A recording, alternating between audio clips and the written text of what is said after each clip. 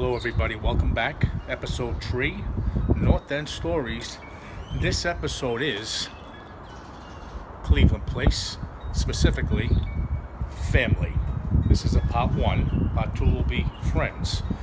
Let's take a little stroll down Cleveland Place, if you will, with me. It all started with my great-grandfather, Nonno.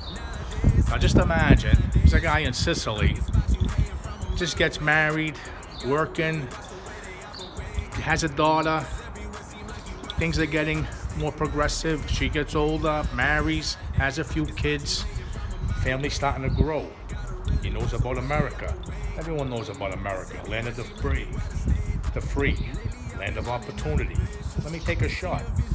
He comes to America, specifically Ellis Island. Goes through that, goes through the courts, try to get his citizenship. They ask him the questions that they ask you. You know, Civil War, what year was it? When did America get our independence? Who shot Abe Lincoln? Who shot Abe Lincoln? Guy says, Sicilian, looks around. There's a lot of people in this courtroom. Looks at the judge, he says, hey, Judge, let's go for cafe. We talk outside. Judge looked at him and says, hey, this guy's all right. So they let him in the country. From New York, he comes to Boston. Bartlett Street, Salem Street, a little alleyway right in Boston's North End is where he ends up, a 6-room apartment. Brings some of his family down. His wife, obviously, first. And his daughter and her husband, Paul. Daughter's name was Connie. Husband, Paul. 3-4 kids. Bring them to America. They need a bigger place. He works harder. A few more years go by. Talking about what? Late 20s, early 30s at this point?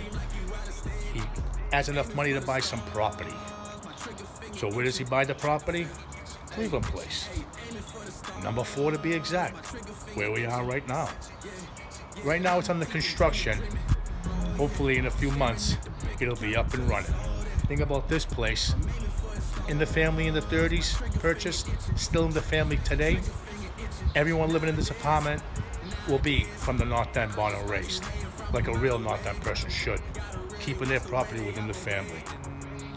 North End Stories, gonna love it. So now we're here. And they ended up having a few more kids. Total 8 in the end.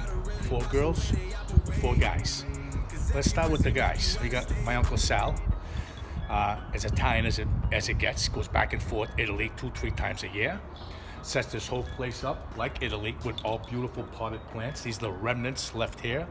Trees and whatnot, flowers, watered them, took care of them. This place was immaculate when my Uncle Sal was around. Cleaned it, everything. People would take pictures, especially tourists. They couldn't believe how beautiful this walkway or alleyway was. Sal was also known to go up the roof. And he'd have all trees and pots again, plants, flowers, all set up. To a point where I had to go get him every once in a while. 5 flights up, my grandmother would ask me to go get him for dinner. I'd go up, I need like a fucking machete to find out where he was. Hey, Uncle Sal, where are you? It was like the jungles of like South America. Boom, outcropping opens up. There he is on some lounge chair getting the sun. Salvi, come on, we gotta go eat. You know what I mean? That's the way it was with him. Then you got my Uncle Tony. I'll tell you, one of the handsomest guys you'll ever see. Fucking thick hair, beautiful features. He looked like a Frankie Avalon, like, you know, one of them 50s, like, unbelievable Hollywood presence that he had. As good looking as it gets, as Italian as it gets as well. Came here eventually. My great grandfather brought him here, and he owned his own business, worked it up from ground up, had a wonderful family. In Medford is where they ended up moving out, buying a home. And he had a place in Maine as well, which I remember I would go periodically in the summertime, and I would hang out down his farm. Literal, tractor trailer. This guy was a hands-on man's man. Cows, all kinds of farm animals. He was the best, God bless him. You know, my 2 uncles, Salvi and Tony, and my other uncle, Frankie, have all passed away. And Frankie and Bobby were the last 2 brothers, and they were like the dynamic duo, or the 2 terrors, if you will. Now, growing up in the late 60s and 70s, you know, Bobby and Frankie, you know, ran around the streets of the North End, and most likely you're gonna get involved in a few things. So, things I remember most about them is Frankie always loved to tease me about knives. I loved knives growing up.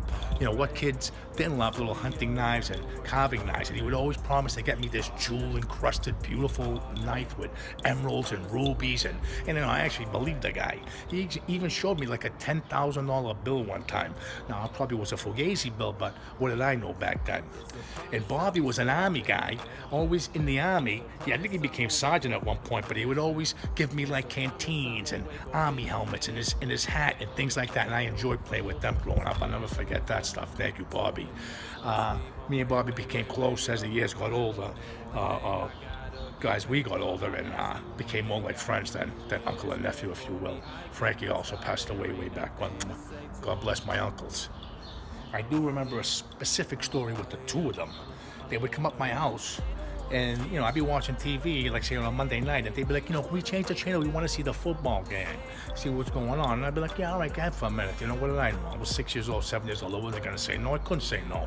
They put it on. 2 minutes later, they're fucking screaming, yelling at the TV. What's the matter with you? Throw the ball. Hey, how could you fumble? I'm going, you know, why would you want to change the channel? This isn't enjoyment to you. Didn't dawn on me about one word. The word was gambling, and evidently they weren't very good at it back then. And then you have the girls. Now, 4 girls. You have Rosie, wild woman, like the Pinky Tuscadero of Cleveland Place. Should have had a leather vest and drove a fucking Harley Davidson. It's kind of a wild woman she was. I mean, the woman to this day still has like blonde highlights and green highlights and shit like that in her hair. God bless her, young and hot. I think I take that from her. We got Nancy, beautiful woman, always dressed to the nines, had the best of everything growing up. I mean, she was immaculate, you know, to a point where, you know, she reminded me of a movie star, you know, and the movie star that comes to mind is Michelle Pfeiffer. And the movie that comes to mind, you know, that relates to my auntie Nancy is Married to the Mob. What a coincidence. I love you, Nancy. Then you have my mother. And my mother took after my grandmother in the sense that, you know, she was a quiet woman, more or less, and became like the cook of the family and makes the gravy for everybody today. And then you got the youngest, my Aunt Diane, who was kind of kept here. Wasn't allowed to go out, run around much because of the older girls who probably fucked it up for her. And she ended up with the building in the end. And, you know, the feast would always come here, the St. Anthony's feast, which was my grandmother's and my family's feast. And they'd always come here during that time and always have wine and food and whatnot. And eventually, my grandmother would pass away, and they still come here to this day. And parties are still run by my aunt, her uncle Rick, my uncle Ricky, my aunt, and their wonderful kids Tricia and Ricky. And God bless them. Hopefully, when the building gets back up and running, we'll be having those parties again. Some nice stories. It's simple stuff. I used to ride my big wheel up here. Big wheel was like a plastic, kind of like a 2-wheeler or a 3-wheeler. You could do donuts and just go up and down riding it. That was fun. Until they stole it 2 weeks after I had it. I love the fact that my grandmother would always open that door. It was a glass door back then. And we'd be playing out here, like we should be babysitting for me and my cousin Albie. And she'd call us, hey, Albie, manja. We have to come in and eat. And it's, no, we always came running because we were always hungry back then, playing and whatnot. You know, the gravy was awesome. Yeah, I call it gravy, and most people in the North End, you'll find, will call it gravy. Now, I know technically gravy is done with meat and marinara without meat, but in the end, most people use meat, some kind of meat, meatball, sausage, something, to make a gravy. So that being said, my grandmother would make them, and being young, I actually lived up here on Sheep Street, and I'd come down with a big pan, and she'd boom, boom, boom, boom, filling it up till I couldn't even carry it, shaking I was. You know, meatballs, sausages, steak tips, pork chops, whatever meats you could find. Every once in a while there was a hoof in there, believe it or not. Like it was a pig's foot. It's horrible to me. But, you know, people enjoyed it, I guess, the old timers. And bread and cheese put on it. By the time I got upstairs, it was like 25 pounds for like a 6, 7-year-old to carry. But I always got the job done. You know, I always remember change. Think about it, change. Grandma, there's the feast in town. Can I have some change? Sweater, always pull out. Some lint balls, some gum wrappers, and a shitload of change. Thank you, Grandma. Think about my grandfather. I remember we used to play cards all the time. He would call me in and want to play gin rummy, things like that. And he would give me like 50 cents. We would play nickels and dimes. And I ended up hoping I could win a few bucks at the end of the day, but no. I ended up broke every time. And scratch my head, he's pretty good. How does he pull this off every time? And my grandmother grabbed me and said, Anthony, don't you understand? He's a cheater. And that being said, I still play with him. I just loved enjoying those moments with my grandfather, even though he was a cheater. So now, eventually, we'd leave Cleveland Place. My mother would obviously get older. Everyone would get older, and she'd get married. And she married a gentleman named Tony. But he was really known as Gunga Din. Now, that was his nickname around here. And how that came about was, I guess they went to see a movie back in the day in the 50s or 60s. And it was with Cary Grant, a movie called Gunga Din. So they got in trouble in the theater. They were acting up, I guess.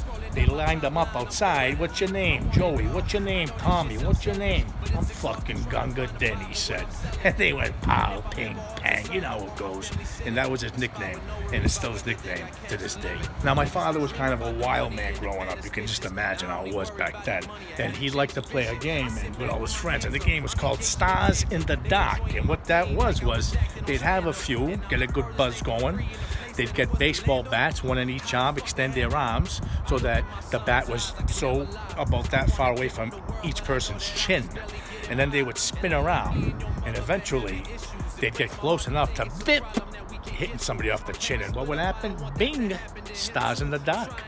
Well, eventually, enough of Stars in the Dark, he and my mother ended up divorcing, but all things considered, it worked out pretty well. We got this apartment right here on Sheep Street, and he would come over on the weekends to see us, so it all worked out in the end. Sometimes I never want to leave the house. Sometimes I'm lucky if I make it out.